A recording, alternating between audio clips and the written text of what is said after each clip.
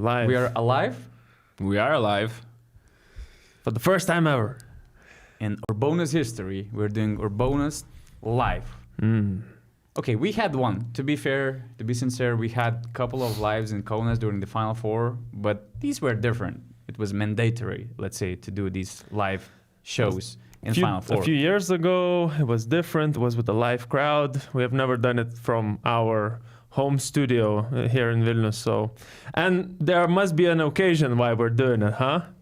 There must be one. The funny thing is that we didn't even plan it. We came up with this idea like yesterday. It all started with me and Augustus thinking about, okay, let's do this watch party of Belgrade Derby in the office.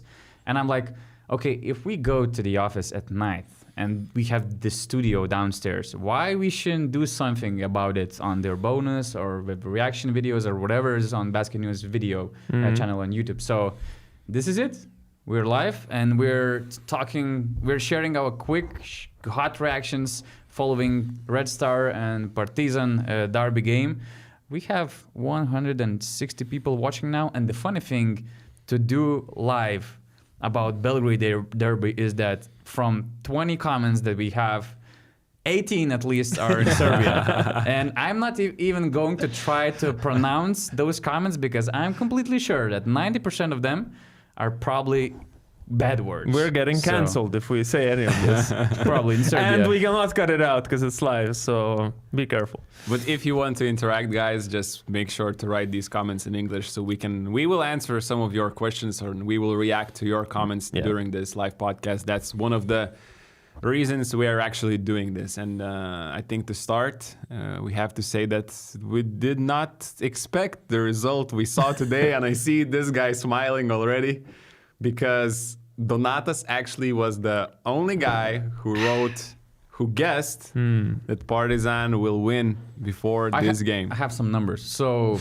Bibolytics, now right? you have now he's going to expose us. Now you have numbers. Bibolytics. Very respectable source of advanced stats. Mikolas Tumbras is genius at advanced stats and his database on bibolytics.com. 71% for Zvezda to win this game. Our partners, Rabona, Zvezda, heavy favorites to win the game. Augustas Šuliauskas, so-called best analyst of BasketNews and Lithuanian basketball currently. Zvezda plus 17. More importantly, Rytis Vyšniauskas, the most hated man in Crvena Zvezda's fan base right now. Zvezda plus 7. That actually happened, guys. Rytis guessed that Zvezda would win. So, you know. But as I said... plus 11. I went just with to plus finish. 11. Okay, yes. sorry. Of course, the only smart guy in the room. And my friend Ramelius, who was supporting me throughout the game because of my emotions and comments. Donatas Urbonas plus 5. Okay, I was a little bit wrong with the margin. You of the even victory. underestimated. Sorry, Partizan. How do you feel, Augustas? I feel surprised. Someone is writing that Olympiacos B team lost, so we are happy. Well, as we mentioned, some of these comments are going to get us canceled. But I feel surprised. I did not expect this result, to be honest. Partizan heading into this game, huge losing streak. Zvezda, playing definitely way more solid basketball. They're playing at home, so many people, such a huge crowd, great atmosphere, and I expect them to be the team with more energy, more desire to win, to attack early. And all I see is a completely different picture. Like we see Partizan with more energy in the first half, just grabbing all those offensive rebounds. And to me, that was surprising. I don't know about you guys. Did you expect something else to start the game? I was just expecting a more close game, to be honest, because something is with these derby games that we put up the expectations way too high. At least me and Donatas, when we went to the Greek derby, didn't happen to be the greatest atmosphere we were expecting. With this derby last year, we went. I remember also we came out not that impressed. Let's say, okay, there was some it was nice a great comeback pre-game, by Partizan. Yeah, the game itself, sure, but like they won the game with Ioannis on the floor, like Avramovic, Smailagic. Guys didn't play in the first three quarters. But in terms of what emotions we felt, it wasn't fulfilled. Let's say from the atmosphere, standpoint. That way. This time around, I guess crowd was good in the beginning. We saw some... Crowd was amazing, by the way, at the start of the game. Yeah, the choreo, the... Actually, guys, in the comments, let us know what's up with the strawberries, because we were wondering what does that mean, the strawberry signs they were holding up. We know the story of Marko Ivkovic, and it was a very beautiful way to... Like a tribute for... to tribute Marko Ivkovic, what happened to him. Exactly 10 years ago, he was stabbed by Galatasaray fans before Zvezda and Galatasaray game, so it was a very beautiful tribute. But we just didn't understand this part about the strawberries. It probably has to be connected with Marko and something that... Or not. That's why we want to find out in the comments. But otherwise, we just felt like Augusta said, the energy of Zvezda wasn't there, and so the arena kind of died down by the end of the game. We even saw empty seats, so I was surprised. That's what it felt like, to be honest. Those biggest supporters behind the baskets, they were there, but probably maybe these were the seats for the most expensive seat holders or whatever, so they just left because they're not ultras or they're not so supportive as these guys who are following the team in every single game and came not only for some expectations for the derby game. Maybe that's the explanation. And we got the answer. Actually, strawberry was the nickname of Marko Ivkovic, so that was nice. The idea. Yeah, that was nice. And it's crazy that it so happens that exactly 10 years on the day that this happened, and now it's the Serbian derby. So it's a crazy coincidence, or maybe it wasn't a coincidence to make that game on that day. I don't know. What was nice from the atmosphere standpoint, that we can see Partizan team winning the game away in the Belgrade derby and celebrating the victory with their fans. 1,000 fans were allowed to come to the game to support Partizan, right? I think so, yeah. They gave them 1,000 tickets in advance, because that's what will happen with Zvezda when they will play away against Partizan. So that's nice. I love when derbies are civilized. I wish we had the same situation in ABA League, in Serbian League, whatever, because this is a completely different picture. I still don't have any explanation why local authorities of local leagues couldn't do something similar what your league does, but it's just strange to see this difference. So, but I'm happy that we're EuroLeague fans, we're watching EuroLeague action, and we didn't see any bad things happening from the crowds, and to see away team celebrating the win with their fans in away court was beautiful as well. And even Željko getting applause is when he's entering the court, the enemy court, He was getting applauses? From the Partizan fans, of course. Okay. That were upstairs. And also the fact that you could actually hear Partizan fans by the end of the game says a lot about how the game went, I guess. Yeah. But that's the beauty of derbies. Like we predicted a couple of weeks ago, Pau is the favorites. They're playing at home. Now it's the same thing. Zvezda playing at home. They are the favorites by everyone, not just by us. But as I said to Donatas and in the office before the game, like derbies hits different. It's just blank page. You start from zero. Exactly. It can turn actually Partizan seasons around. I remember talking last week, and I said I think the next 5 games will decide if Partizan can just start thinking about the next year already, or they are actually in the mix still, because now they won this derby in an enemy territory. And now they will have 3 home games that they must win. And I think their 4th game after that is Alba Berlin, an away game.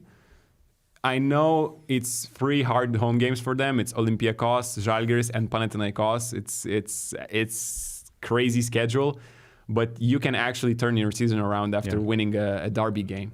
Yeah, that's a very good point. You have to forget everything what happened before. This is the season momentum changing. Hopefully for Zvezda, it's not a momentum changer because they were on this, let's say, more positive track. But for Partizan, it was way more needed win than for Zvezda, I would say. But there are a few things behind this win. What was weird by some people who know Željko Obradovic or who followed Partizan very closely, they noticed that Željko was, let's say, too calm to be in this situation during this losing streak.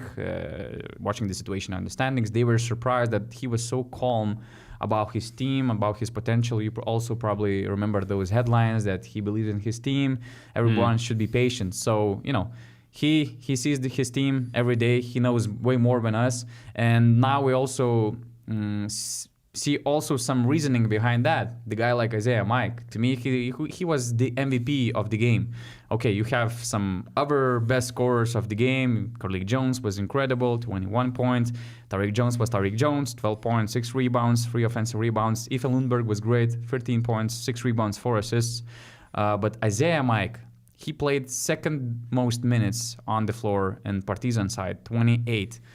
He scored 13 points after being scoreless in his first 2 EuroLeague games. He missed the start of the season due to the injuries.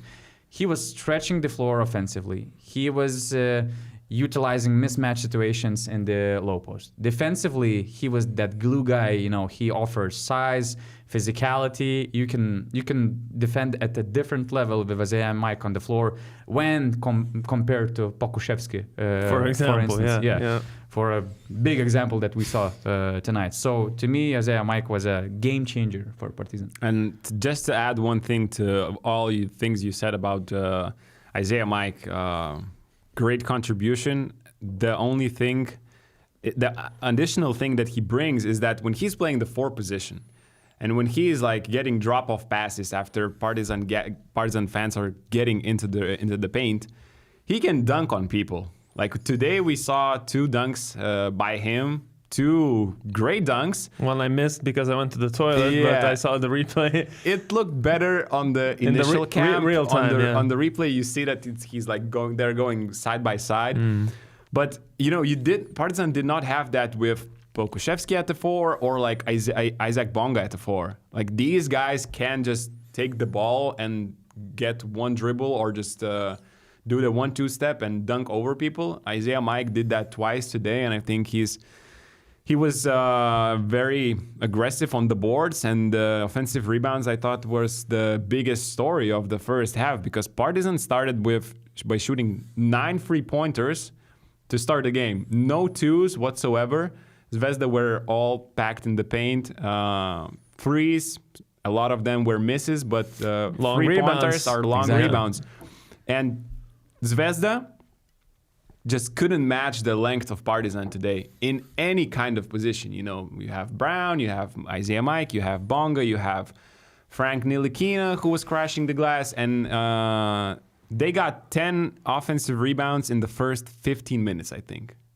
And Zvezda finished the game with 10 offensive rebounds in 40 minutes. So Partizan only got 3 more rebounds in the next 25. yeah, but you know when you're playing a derby in a away game, you need to basically keep your opponent somewhere nearby, because you just can't. You need to control the crowd, and they did that right from the first moment. And I thought the offensive rebounds were huge, and they were leading 17-4 in second chance points after 2 quarters. That's just an insane. I found it crazy seeing those lineups. Actually, Rita's messaged at one point, are you seeing this, what Zvezda is playing right now? Because they had probably Iago dos Santos at the same time. With Teodosic and Kanan, I think. Yeah. Petrushev was there as well. I think that was the but three guards, lineup. 3 short guards, right? And Plavšić played the first 2-3 minutes or so, and then he didn't show up until the very last 5 minutes, I think. And when you're getting out rebounded like that, just seems like you're doing the opposite to help yourself there with these short guards. So I found it odd in that sense. At the start of the second quarter, and to me that was the biggest moment of the game, because that's when Partizan decreased the deficit. They took over, and actually that was probably the last time that Zvezda had the lead. And it all started well. I mean, Miloš Teodosic steps in the very first play, 3-on-1, then he hits another 2-pointer, 6 points in a row.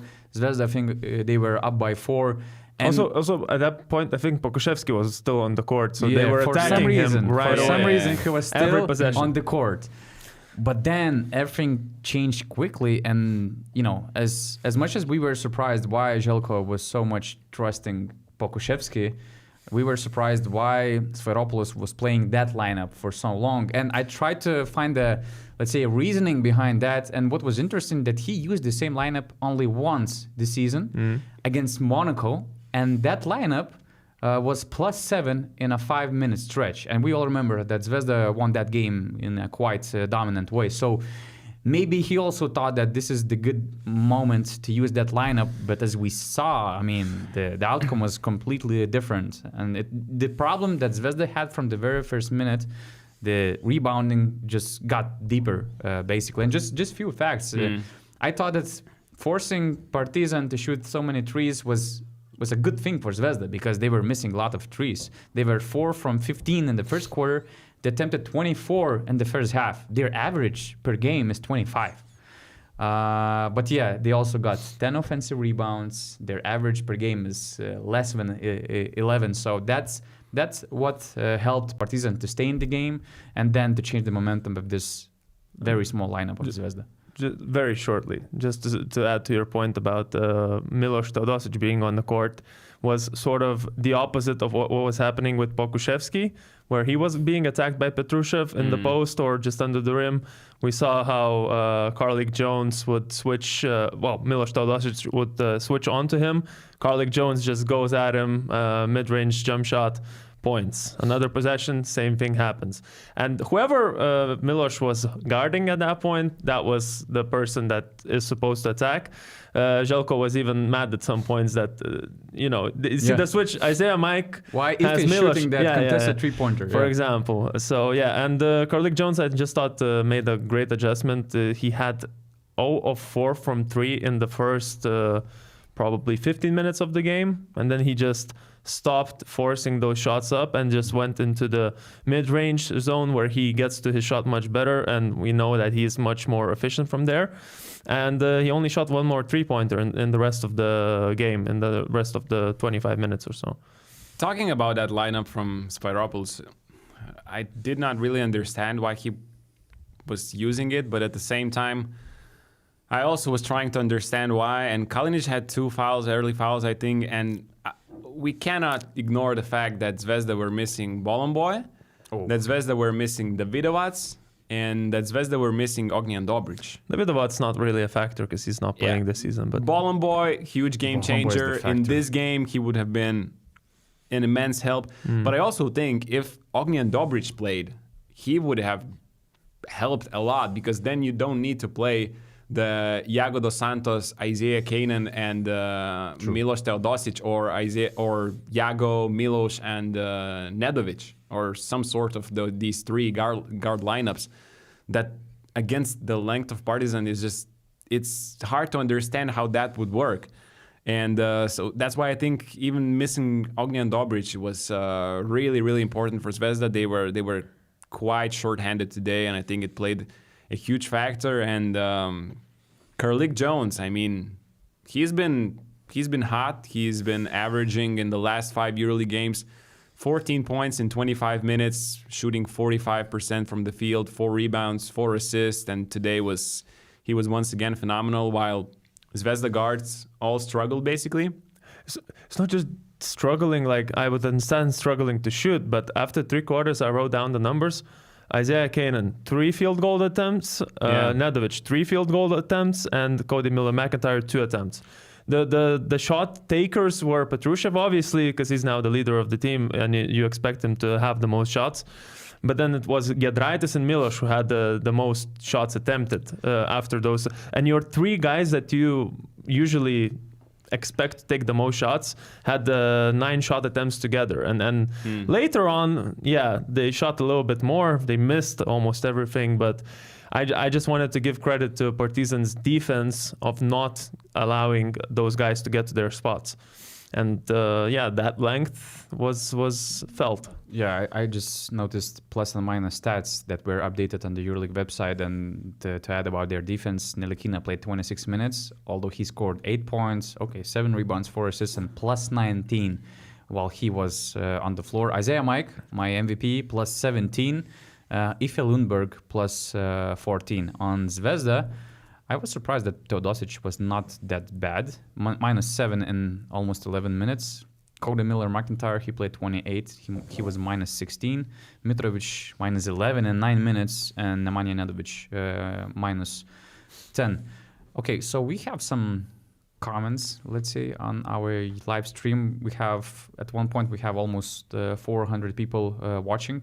And when I addressed the elephant in the room that all the comments were in Serbian, I was... they started to be Lithuanian. I was clarified that these are only positive comments. I'm not sure. By the way, we have our BM Plus member also on the stream, Ionut Georgescu, one of our biggest supporters on BM Plus platform.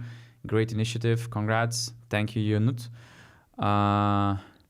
Isaiah Mike, a secret weapon. Belgrade is black and white tonight. Change your title. It wasn't a derby, it was murder. So obviously, Partizan fans are really celebrating this. Don't read all. Be careful about reading. Some of them you cannot read. Carefully, yeah. There's one, I think, Panathinaikos fan just writing down 7 stars. Only emojis. I guess that one is for Ritus. Yeah, so a lot of people hoping that this can be turning point for Partizan. Just to add about this turning point, I saw that Dwayne Washington didn't play again, and it doesn't feel like he's in Željko's plans. It doesn't feel like Željko knows how to utilize him. And from what I heard, what is also interesting, this victory is very important for Partizan. They weren't hopeless, although they lost 6 straight in the EuroLeague. They weren't hopeless because the average deficit that they lost every game was less than 7 points, and it includes only one double deficit loss. And from what I heard, they're also exploring the market to improve their team, and it's not like just finding a role player, but it's finding an important addition. So, if you had this win, if you sign somebody. There's still a lot of time to change the entire season. I thought both teams were looking for reinforcements for Zvezda. Also, we still probably were expecting some replacement or some temporary solution when Bolomboy is out. Because Petrushev came and it's sort of like we forgot that Bolomboy is injured. Hey, Petrushev came and he's amazing. And yes, we didn't forget that part. They could play together, I feel like. And, it depends on when Bolomboy is returning. And I remember the initial report saying that he's out for 4 to 6 weeks. And we're 4 weeks into having Zvezda without Bolomboy.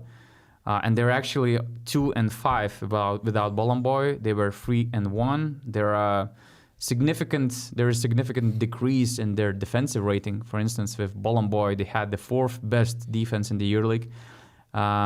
In a small sample size, but yeah. Allowing only 108 points per 100 possessions, according to BBalytics.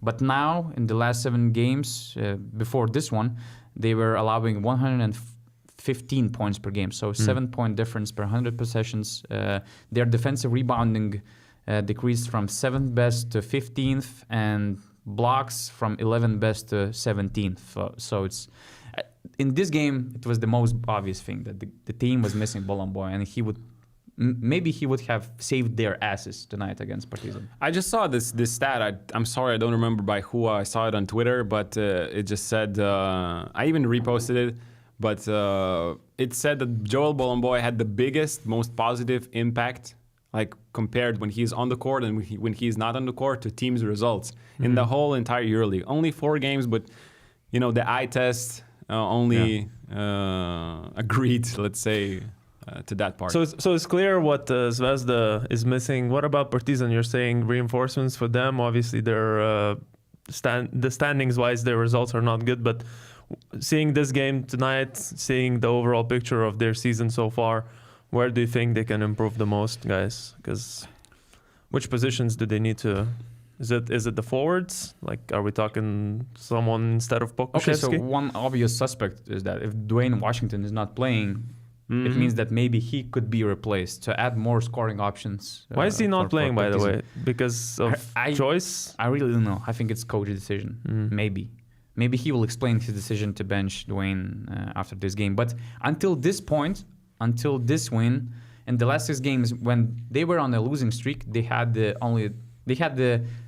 3rd worst offensive rating. So again, I would look for reinforcements on my offense, and it would make sense. And actually, if Dwayne Washington is on the market, I still think that he's a capable scorer for the EuroLeague level. So he could be an interesting addition for any other EuroLeague team. But again, I'm just speculating. I don't know about anything about his 'Cause future in the club. I remember him playing that game in the preseason tournament against Panathinaikos. And I thought he looked good, and I think he was one of the top scorers. And now seeing him at 2.8 points in the EuroLeague so far in the 5 games he played, it's just a bit surprising. I just was expecting a much bigger role from him. Obviously, he had that whole back and forth going to the NBA, and then right before the season started, or right at the season start. So maybe that's something that influenced them a little bit. But yeah, I have a quick off-topic question. Let's go. shoot. What was your best or worst basketball camp experiences? That's a bit random. Very random, but we might find some random stories out there. Actually, I went only to Only two one good camps. Oh, one camp, okay. and it was a good camp, so you can say that. But I was there when I was like 17, I think, hanging for like 1 week in one spot near the lake. I had coaches from Lithuania, from USA, and it was a great experience. Just being there, practicing twice a week, and hanging with all the coaches as well. Like actually having a chance to talk with basketball people for the whole week.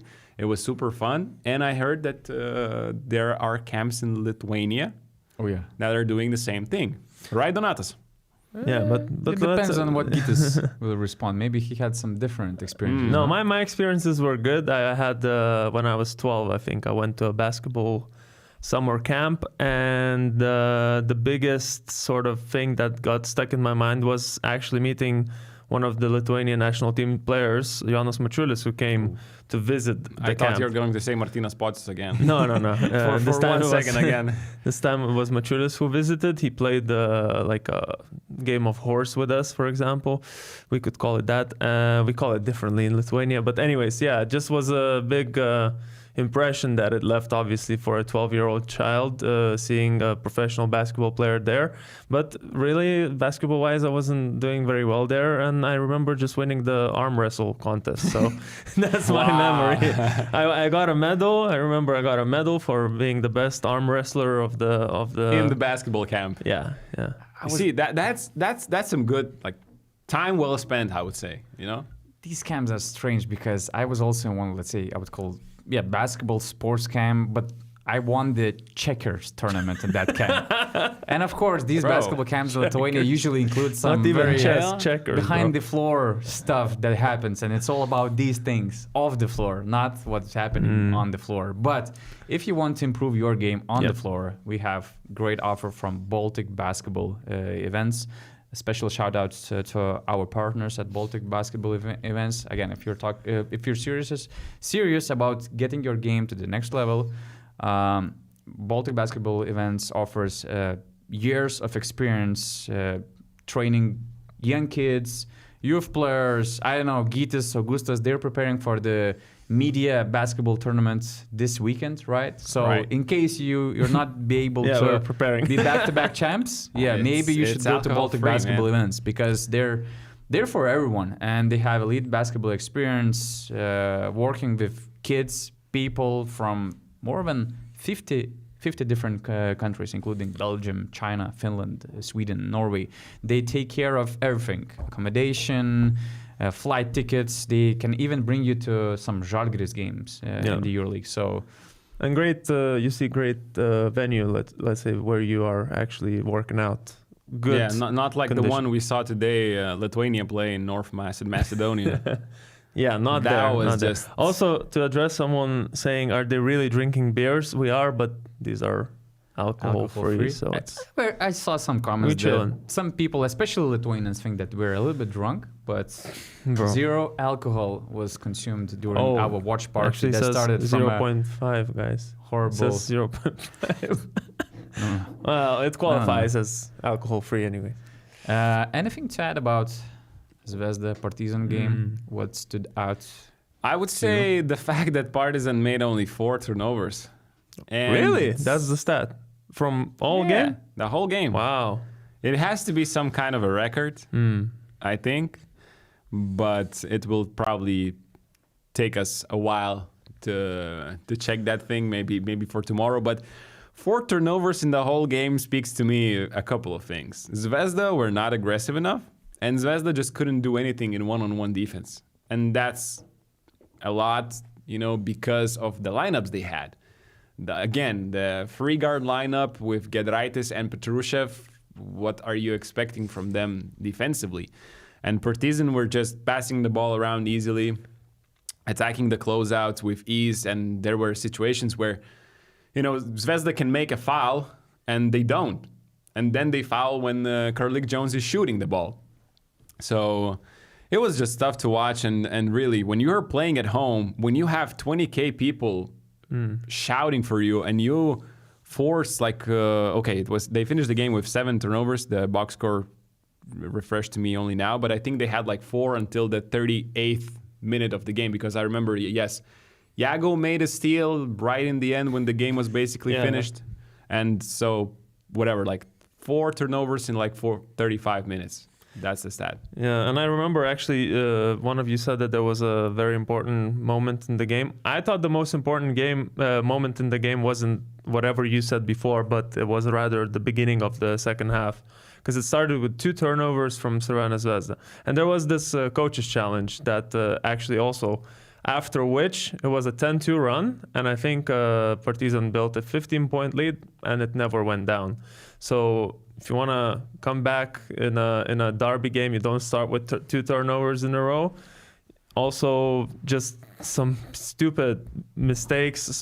Mitrovic gets into the paint and misses the layup. It just grazes the net. These kind of situations where you gotta convert in these and a lot of shots. Missed 2 layups as well. Yeah, just a lot of some good missed looks opportunities. beyond the Let's arc call it. were as well. Yeah. Yeah. Weird outing of Zvezda tonight. By the way, our Give Me Control star, Todd Warnick, was also watching the game. Although he just went to the United States, he basically just landed today in Seattle. He watched the game. He was making a report. He actually will write an article down about the officiating of this game. Happily, we're not hearing anything about the refs. I saw a couple of comments about this game being sold, but watching the game, it didn't feel that the refereeing was bad. But I have to tell you, I was chatting with Todd during the game, and I was a little bit surprised by the number of errors that were made up until the fourth quarter. I'm not going to... You were counting? No, Todd was counting. He was counting mistakes. And there were quite a lot of mistakes in the first 3 quarters. You're adding fuel to the fire Todd now. will make his final conclusions in our article, which you will be able to find on BasketNews.com. It's only for Beyond Plus members, but you can subscribe us on BasketNews.com/plus. We have some great offers at the moment, and it's really worth it because especially Todd's Give Me Control session is weekly thing. We either do videos. Now, since he's in the United States, he will provide article material, but Todd is always there, and he's making expert analysis on the refereeing, something we all miss, and happily we have Todd who makes the sky clear regarding whether referees were wrong or right. You annoyed everyone in Greece, Augustus, because you said Macedonia, that's a region of Greece. You need to say North Macedonia.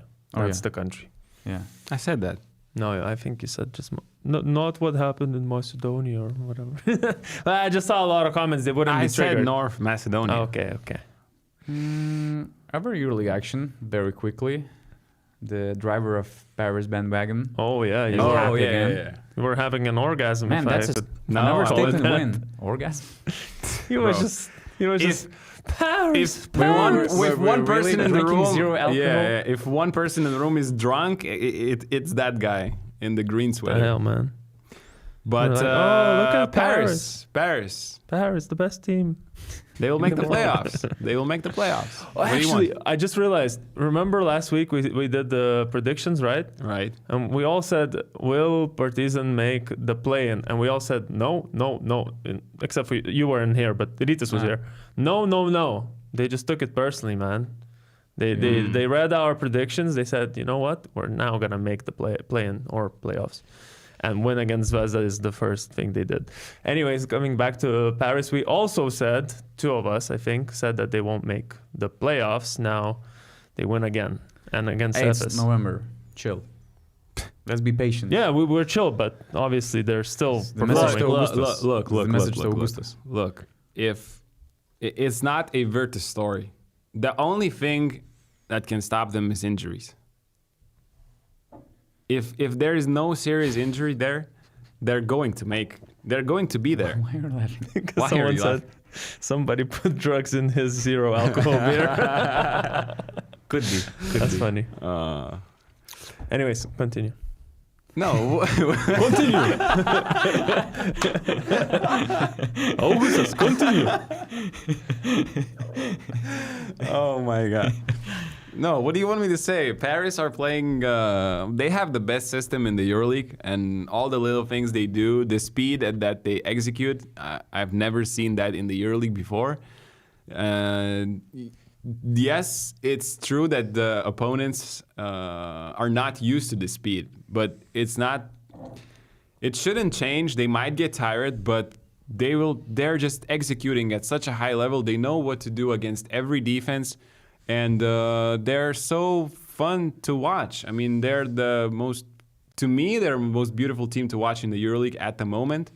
And their offense and their defense and TJ Shorts is just spectacular. And I said to the guys before that only 1 year and like 6 months ago, this guy was playing in the Champions League and other 4 guys on that same team.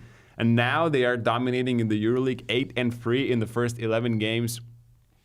Even I, the number 1 bandwagon fan right now, I did not expect them to be that high just because we all thought that their talent level is not enough. But we can see that their execution make them, their talent level, maximize the talent that they have right now. And they're just playing spectacular, and I just love to watch them each and every week. So more people, I think, should tune in because they're doing something spectacular. 7 wins in a row and last 2 away, by the way. And against Barcelona and Efes away. Even without Shea Larkin, they're good. So, yeah. Statements.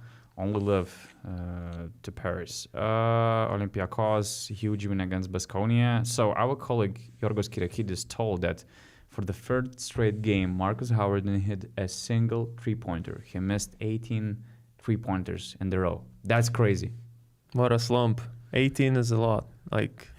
Yorgos had a really great article, by the way, again on BN Plus, but it's a great article and about Markus Howard, why he's starting the season slow. He had a lot of other people with inputting info from Spain. And, I made to Donatas this funny comparison that Pablo Lasso last year had Carson Edwards. He wasn't really a star he is right now, and now he's the top scorer. And then Markus Howard was the top scorer last season, and now Pablo Lasso comes into the team, and he kind of builds the team differently. Like he wants defense. He asks different things from Markus. He wants defense. He has different lineups, and he doesn't give Markus a green light as he had with previous coaches. And all of a sudden, you have this slump that Markus is in right now at the start of the season, and not hitting a single three-pointer in 3 games with Markus Howard, to me, that sounds a little bit crazy after what we saw last year. But there is some more info regarding his health. I think his conditioning that Yorgos also mentioned in his great article. So shout out to him. But hey, Baskonia need to change something up because their game is not looking good. Like even without Sasha Vezenkov, it was pretty clear from the, let's say, start of the second quarter who is going to win in Piraeus. And you're probably not changing the coach because of the name and the status that Pablo Lasso has. There is one coach that I would think could fix things. On the market. Oh, you think? There's Sasha Obradovic. someone who... Oh. No, of course, I'm talking about... the one and only. The one and only, Duško. Hey, we're going to continue about another coach who is available, and he might get the EuroLeague job soon. But before we continue, Mantas, let's do a very quick break with our sponsors, URBONUS. Get in the game with top basketball leagues. Place your bets with the highest odds for greater wins. Oh, score big with our exclusive bonuses. Bet now and get your bonus. So we are back with Airidas giving us a reminder that Greece actually lost the game to Great Britain. in Those the were Eurobasket happening today. qualifiers. And Yeetus. Man, but You there- funny guy but come on. with the disrespect. This is such BS. I mean, I'm really not a fan of these windows in the middle of the season, especially during the EuroLeague game round. It's like, who cares really? But yes, Greece lost against Great Britain. What a shocking result. We did look at the rosters, to be honest. Can you remember some of the players that played for Greece today? Moraitis played. Yep. Choukas. Now you sound like legendary Ed Kota from Žalgiris in this viral video.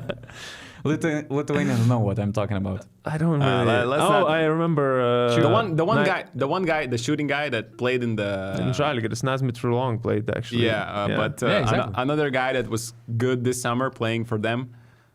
For Greece. Yeah, for Greece. The Shooter, Steph Curry of number Greece. 7. Oh, Sfairopoulos. Exactly. Yeah, and but you he's not pronounced bad. his name right, I think. Maybe Vassilis. But who was the coach of this team? The only Vassilis in Greece.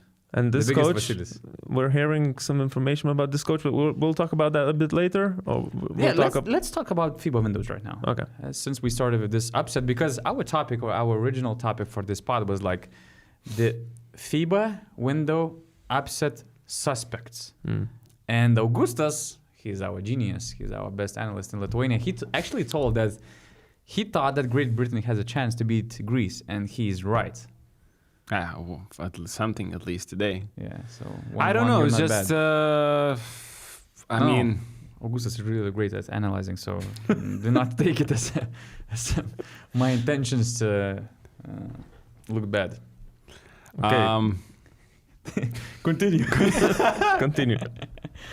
No, it's People just are really going to think that we're a little bit drunk, but first of all, the rosters in these FIBA qualifiers, you just can't really understand them. Some countries have the EuroLeague players, some don't. The countries that have more EuroCup players and not EuroLeague players have the advantage, and Great Britain has some guys that are actually, great players. Olaseni, Quinn Ellis, Miles Hassan, Carl Weedle.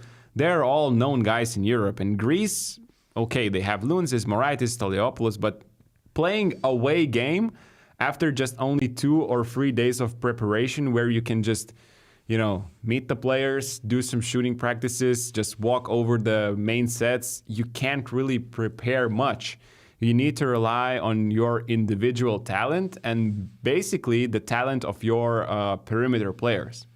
And Greece, I think, do not have, it's not a huge gap between Great Britain perimeter talent and Greece of this team in the perimeter talent. Like it has been the Greece main problems for the last I don't know how many years. So, and I just thought, why not? They do play a more American style of basketball in Great Britain. When I was living there, I watched some of the local league games. I actually went and played in some university team, and I saw how they play. It's all ISO basketball, so it's no wonder, in a, like you say, a short preparation period, you have a team that's probably made up of players who are capable of playing more not with the sets as much as with their individual talent. So it's not a shocking result per se. Because what most of the teams do in these FIBA qualifiers, just when you have only 2 or 3 days of preparation, they just at some point they start with one defense and then they're like, nah, we don't have the communication for this. We didn't prepare this, and we're like, let's just switch everything and see what happens. And then you're like, okay, I have to beat my opponent 1-on-1. Simple as that. Who did you guys have as your suspect wins for upset? Donatas, did you have anything in mind? Maybe Lithuania suspects losing? No, not really. No? I mean, if Shorts was there, that would be a different conversation, just because of TJ Shorts. Oh, he's born in North Macedonia? I didn't know. Come on, my friend Gitis. Continue. Continue. I was thinking about Hungary Yeah. being a tough opponent for Turkey. That's what I Although, I mean, Ergin Ataman is smart and he's aware of the situation that it's a very important window. So that's why Cedi Osman is coming with him. That's why he's skipping Žalgiris game in Kaunas to help Turkey to advance in a tough group situation. But Hungary, we have Hanga, who is getting a bigger role, who is a great leader for Hungary. And Hungary has the same core for many years. For these short windows, they might surprise people. So They don't have EuroLeague players. yeah, that's the thing. You can have all the best players on your team. So even though I think that Turkey is for sure their favorites to win those two games, but you cannot rule Hungary out from the conversation. I'm not sure about the other teams. Well, to me, a surprise. It's not like there are big, let's say, games where you can see upsets. Okay, Spain and Slovakia would be an upset, but what is also important, like even though we not many like care about these windows, we are in a situation where Spain started the Eurobasket qualifiers with 2 losses. So they're in a position, they're defending European champions. They're in a position to not to make the following Eurobasket. They're playing only tomorrow, right? The first game. Yeah. Yeah. So a lot of important games. For instance, we have Bosnia and Croatia, and I just saw that Croatia won the first game. Obviously, there was no Hezonja or Musa in this game, but Croatia has Jalen Smith. He was amazing, 22 points tonight. And it's sad because probably we won't have one of these teams in the Eurobasket. And if you all remember, it was really nice to watch Bosnia being this competitive underdog with Musa, especially who Musa is now, Yusuf Nurkic, all the other role players. It was a fun team to watch from those, let's say, bottom teams at the Eurobasket. So and you're mentioning part of the qualifiers. You're mentioning Spain being 0-2 right now, but they're still gonna play tomorrow. They have a chance to be 1-2.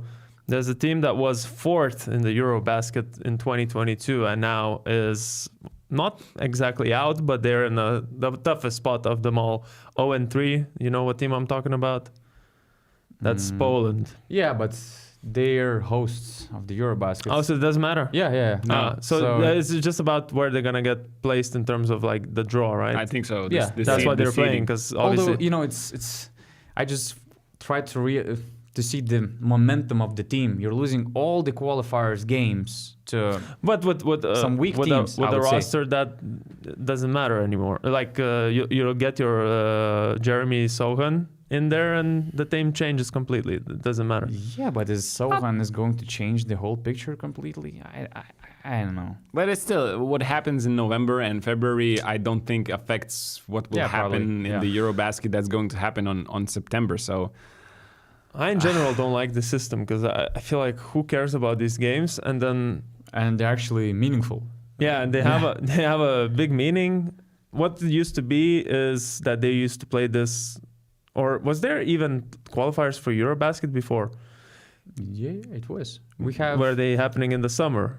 I'm not talking about. I'm talking. No, it was different. It was different. We changed the whole system. I know. Since 2017. That's why I don't like the new system. But for 7 years, we were still stuck in this shitty place with EuroLeague and FIBA national team games clashing each other. And by the way, shout out to Tornike Shengelia, who played in Bologna yesterday, this very tough game, and in less than 24 hours, he's helping Georgia to reach a very important and tough win against Finland. By the way, Georgia is also in a tough situation in their group, so shout out to him and all the other guys who were able to help their national teams, because we have some guys like Facundo Campasso who is not able to do that, to fly to Argentina, for instance, in 24 or 48 hours. So, Did Real beat Alba?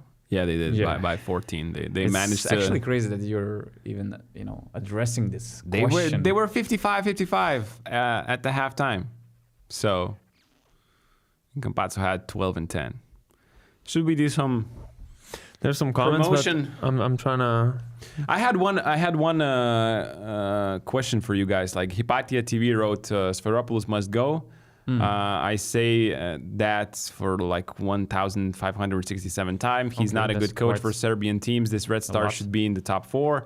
almost half of Serbian national team is part of this Red Star team, but most of them. Do you agree, or do you think that they're playing as, because considering the injuries, they're doing what they can in this situation? I feel like that, like you just said. I don't think it's a good idea to do what they did last season. Was it last season they changed the coach after the first? Every season. So every season, maybe. But it happens every time. Like Zvezda is, I think, the team with most changed coaches in the history. Like if you check the coaching history, head coaches history, they would have so many names in the last 24 years. Let's say you can take whatever period you want, but in the last 10 years they have had so many coaches. Yeah, I don't know. That doesn't sound like it doesn't work. Let's say. And who is the coach you're gonna replace Sfairopoulos with? Duško again? It's not gonna happen. Duško has to get another job before he returns either to Baskonia or to Zvezda. So it has to be cycle. You have to follow the cycle. But no, I don't think I just don't think the issue is in the coach. That's the thing. And I just think it's the same thing. Like they think their roster is good when it's not that great. Not as balanced as it should be, let's say. I just think they overvalue a little bit what they have. And they could be playing better right now, but it's a tough situation for coach. Come on, like you don't have your main center in a short-handed lineup with with 3 injuries, 2 of them really important. That's not easy. I mean, if Sfairopoulos' position although I have to admit, this position in Zvezda is really very fragile. And even though Sfairopoulos started the season well, even though he had all those titles, he's in a position where you can never feel relaxed or confident about your future. And this loss obviously doesn't help. But if you even question his position or future in Zvezda, just to quote Mr. Šarūnas Jasikevičius, then I don't know anything about basketball. Because we're talking about the head coach who, they won the Serbian Cup last year, right? Yeah, Milan... they won the ABA League. They won this... They still have Serbian League, right? But it was very weird outcome. Milan Šilić is saying like Sfairopoulos is a great coach. He beat Partizan 7 times last season. And they start season well. They're one of the best EuroLeague centers at the moment, injured for quite a while. They just got recently Filip Petrušev, who was very much needed to fill their roster from the start of the season. And they had few very unlucky games in terms of officiating. We had Todd Warnick, Don't remind the Zvezda fans about those. Okay? I mean, we're talking about quite a few games, like Barcelona, even as well. Todd had a great breakdown of that game. Theo Maledon scored the game winner while he actually traveled. Filip Petrušev got this charging foul, I think. I don't remember the actual play, but it was also not a good decision. So I'm not saying that they were losing only because of the refs, but if you change at least an outcome of 1 or 2 games, we're talking about the team which is in top 8 easily. So, I mean, I don't see any point in changing Coach Sfairopoulos, and he should continue for sure. He brought a lot of good things to the team. They showed good basketball in stretches when they were fully healthy, and now it's just a rough path where you have to be supportive for your coach, not opposite, because you changed so many coaches, and what's the outcome of that? The last time they made the playoffs was 2016, I guess, with Radonjic. So it's like it's not working. The track record shows that changing coach all the time is not working. So I don't know. I would be disappointed, I would say, if he would get fired in the upcoming weeks. Were you disappointed in that guy's performance yesterday? Or you're talking about him, right? Him? You're talking about him. Animal? No, him. We have a lot of hymns actually on BasketNews shop, right? Right, and we have Christmas gift sets, to be honest, and you can actually take advantage of it early. You can prepare your gifts in late November. You won't have the headache in the last days of December when everybody starts buying gifts. And in this gift sets, you will have a sweatshirt or a t-shirt. You have basketball themed socks. You have BN Plus subscription. It comes packed, so you don't have to think about that. You can save time and money doing that. So I think it's a great offer. You should check that out on shop.basketnews.com. And we are wearing some of the hoodies today that you can find on that link. And you can customize it. You can choose whichever design you want. It's not just chosen by us. Let's say it's fully customizable from the design. I have this basketball hoop and a little bit of deer things going on with the Christmas lights. There's like some Milwaukee fans could see that. Shout out there's Charlie. a Santa dunking the ball. There's our classic designs, but you can choose the colors, sizes, obviously, and just these add prices it to are your just box. ridiculous. Some Christmas box are for 26 euros. The Yeah, we others got with different- socks involved, 39. The full package is 52, and we're talking about sweater, socks, BN Plus membership, and man, best 2 advices you can get for the Christmas time: get your gifts early, and avoid those traffic jams when you go out shopping in the last week before the Christmas. You can buy some great stuff online if you have basketball friends, basketball pals. It's a no-brainer decision. Beyond Plus, Basket News shop, a lot of great offers at the moment. It's actually the girlfriends that should be listening to this podcast and buying their partners the gifts, because our target audience right now is listening, but they're the ones that are supposed to be getting the gifts. They need to somehow give the link to your wives and girlfriends and see what happens. Or what about this idea?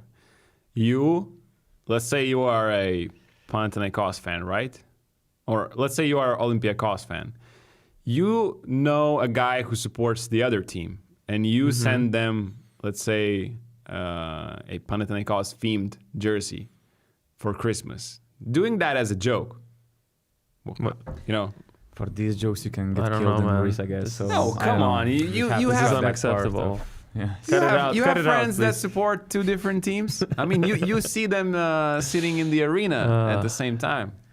We have 300 people watching us. Thank you all for joining our bonus live, first ever in our studio. Following the Are we Euro Games. finished? Because No. I was thinking there's one more topic we I really wanted need to talk respond about. to some of the comments that we got, and I have to say that our beloved colleague Lucas Molinauskas is also watching the podcast, and he just quotes another brilliant coach who said, "Hey guys, it's okay. It's okay. It's okay." So probably this is the message for the Zvezda fans, Zvezda front office people. It's okay. It's okay. It's okay. I saw we have fans from Bourg. Shout out to Bourg and French basketball fans. Isaiah Mike fans. Could be the case. Exactly. sure. So, my bad. You My didn't- bad. you didn't I'm understand just that? not used to getting love from French people. I had my first interaction with the French basketball fan in Paris Olympics after 3 or 4 years of doing work for Basket News. So I was just stunned, and it was a great fan. He was really engaged and involved. So it was a great experience to get love from French basketball people. Lucas. Why you're laughing? Just our colleague. He's just something else. Oh, he's something else. Yeah. Yeah. And he just says that. Hi guys. August from different galaxy. Hi Christos. You too. Right. So the main topic of it's not the main topic. main Derby topic? was the main. The only left topic, I guess, is a sort of an unexpected firing of a Monaco coach, in my opinion, and the possible replacements that we might see. And since we have Monaco Insider with us at the table, finally in his own podcast, Finally. what do you Indeed. think, Donatas, about this signing? And don't give us that diplomatic bullshit. First of all, what do you think about the firing? I'm wondering. Because to me, it came out That's of what I nowhere. said. You said signing. Before we continue, Firing. Before we It's okay. continue, we have I don't want to miss that message that we got from Ritas. This is a very important message from Ritas okay. that I want to quote. Okay. Okay, it's in Lithuanian, but he said that we must address it on the podcast that he is ready anytime to take over Monaco. So, in case Monaco's GM is listening to us, Monaco's people, Mike James, if he's listening to us and he has big influence in Monaco's decisions, I mean, hear the guy talking. He's ready to take over anytime. And actually, he gave some good tips, insights during the game, as Gytis mentioned, about small lineups of Red Star. So I have no I don't know. doubts about Rytis' abilities to run the team. I do have doubts. He would never show up to the away games to Cervena was the one, and the Panathinaikos one. He would just be absent. COVID-19 or something. And probably would be late for practices, just like Joel Embiid. He only wakes up at 11 a.m. like earliest, so is everyone else gonna have to adjust to his schedule? I don't think it will be chill vibes, and I know a team that's chill and winning titles. But okay, guys. So what do you want to Sasha, hear? Sasha Obradovic. Sasha. Man, I was shocked. Me too. I was really shocked. I didn't expect that he's going to be the first to be fired. I didn't expect that he's going to be fired because of that. Okay, I didn't like the quality of their game. I didn't like the looks of that game. If you see the standings, they lost 3 of 9 games in the French league. They lost how many games they lost in the EuroLeague? Okay, the last 2 games they had lost. Yeah, and this one against the Zvezda especially was a really bad one. Okay, so they have 7 wins from 11 games. They had 6-4 when they fired him. And they had 6-4 the last season. But it was more about the bad habits that were not changing. And since Monaco is a team that thinks about the Final Four, they decided that it cannot last longer. We have to make a change now. We still have time with the new coach. That's what Fenerbahce did last season with Šaras, to implement some changes, to make some adjustments, and to recoup for another Final Four run. Do I agree with Sasha's firing? I don't. I don't think it was fair. I don't think that he was the person to blame for the looks of their game, for the quality of their game. There are a lot of reasons why it was not a quality game. Mike James just recovered from the back injury. He made it on time to make it to the EuroLeague opener, but he still needs a lot of time to just regain his rhythm. He doesn't have Nikolaitis, who was his most important signing off-season. Furkan Korkmaz, he's always injured.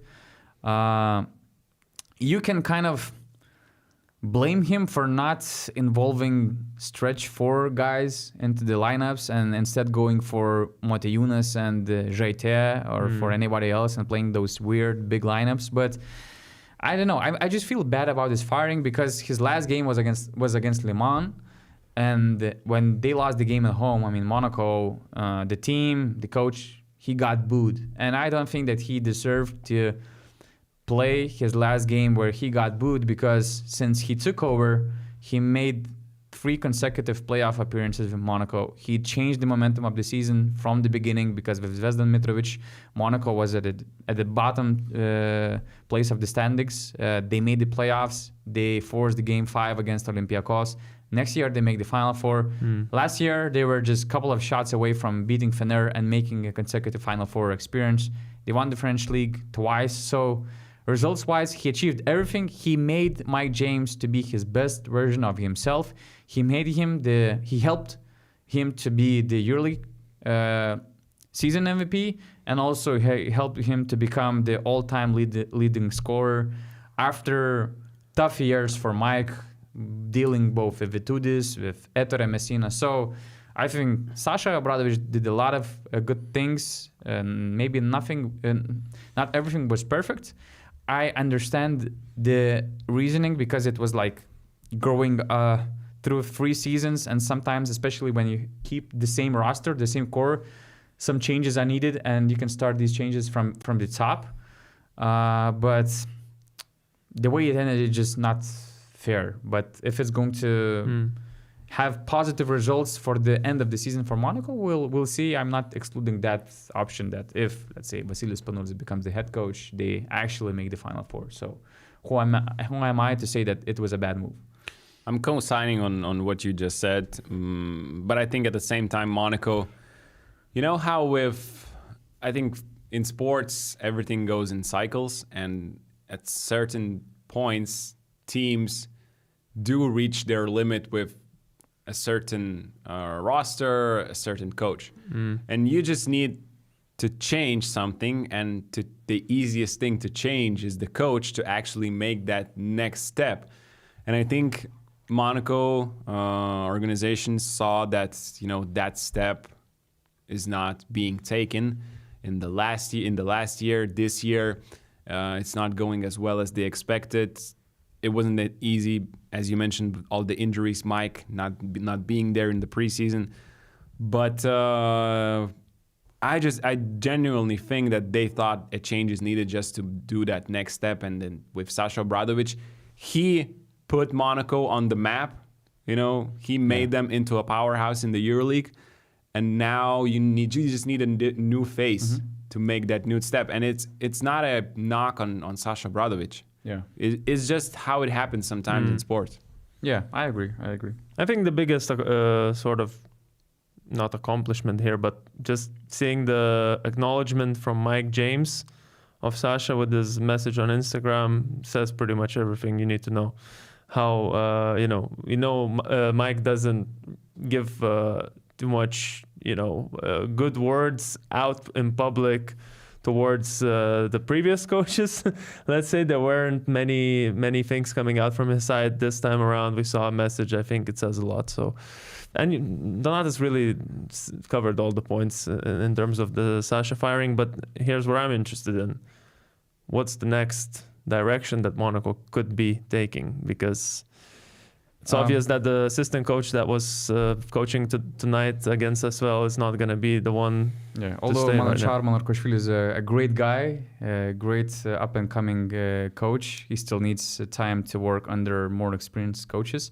And the news came out about Vassilis Spanoulis. The first report by Serbian media was that he's taking over. The truth is that when it was reported, he actually didn't even meet Monaco people. And Vassilis Spanoulis is not just a regular head coach who takes a job while working for the Greek national team, preparing for these tough games against Great Britain, and just taking over the EuroLeague team for the first time in his coaching career, just like that, just through the phone call. So obviously Monaco likes him as a potential head coach. They're gonna meet him. What I actually liked that Spanoulis' condition was like, not during the FIBA window. I have to focus on my national team. I have to help them. So after that, they're meeting after that to discuss it in person. And although from what I hear, although all the signs are positive, Monaco likes a lot of things about Vassilis Spanoulis. I personally like a lot of things about Vassilis Spanoulis. I think he would be a great fit. And I believe that Spanoulis also feels that it could be a great first-time EuroLeague job for him because he can work with Mike James. They share great mutual respect. For instance, last year during the FIBA window, Mike went to Athens to meet Spanoulis, to talk to him, to spend some time, to work in Peristeri facilities, I think. And he idolizes him, so it would be just amazing to see them working together. He knows very well Nikolaitis, Papagiannis, and I think that Augustas could expand in this case. I think that teams he had in Peristeri has a lot of similar concepts of what also Monaco presents with their current roster. So, but it is Spanoulis. He's a father of 6. He didn't sign the EuroLeague job for a reason. He wants to make a smart first EuroLeague job decision. He was on the radar of quite a few EuroLeague teams even this offseason, but he decided to focus on the national team. He thinks that making the Eurobasket and helping the national team in the Eurobasket is also very important goal. So you never know how he's going to evaluate this opportunity, because I respect him a lot, and he reminds me Sharas a lot as well. And you remember that Sharas was so much hesitating to take over Fenerbahce during the season. So we're talking about a coach who will for sure get some great offers in the future, EuroLeague offers. So it's not like he must take this offer because he doesn't know if any other EuroLeague offer comes next. He's in a position to be patient about the offers that might follow. But when you have this Monaco team, the Final Four aspirations, you don't have crazy pressure from fan bases. You have a chance to work with Mike James that you respect, that you like. You have a chance to work with Kalatis, Papagiannis, the most important connection on the floor with the point guard and center. I mean, it is very tempting opportunity. Come on now. I just wanted to say, actually, guys, do this exercise and go on Vassilis Spanoulis Wikipedia page in English and start scrolling his career highlights and awards, and you'll be scrolling for a while. This is the biggest table I've ever seen of achievements this guy has. That's not why I looked at it. I just wanted to see whether he was done with coaching Peristeri, and he is. It takes time to scroll through his achievements. But you mentioned that Peristeri was sort of a similar maybe ideas or system that Monaco could have. But in general, thinking about Spanoulis' career so far as a coach, he started with the youth. He was coaching in one of those next generation. That was the first time we saw him as a coach. I remember what went viral. Then obviously Peristeri, we visited him there in Greece, that very poor condition gym that they play in, or they train in rather. And that's, I think, a very different level of talent you have there compared to EuroLeague. Then very different level of talent when you have probably the best or one of the three best players in the world with Ioannis and Antetokounmpo that you have to deal with. So you have little bit of talent, you have the biggest talent in the national team, and now you would have a EuroLeague team full of talent, but not with one necessarily player that's so far ahead of everyone else. You have a couple of options there, Elio Kobo, Mike James, and so on. So I think it's just an interesting way to start your career with three completely different situations, in my opinion, and obviously climbing up the steps really, really fast. But as someone said in the live chat, Spanoulis is making these steps very smartly, like step by step. Shout out to Milan Šilić. But now, Augustus, what do you think? You did this great breakdown. Yeah, you did some Spanoulis plays, exactly. let's say. Yeah. At the start of his chapter with Peristeri.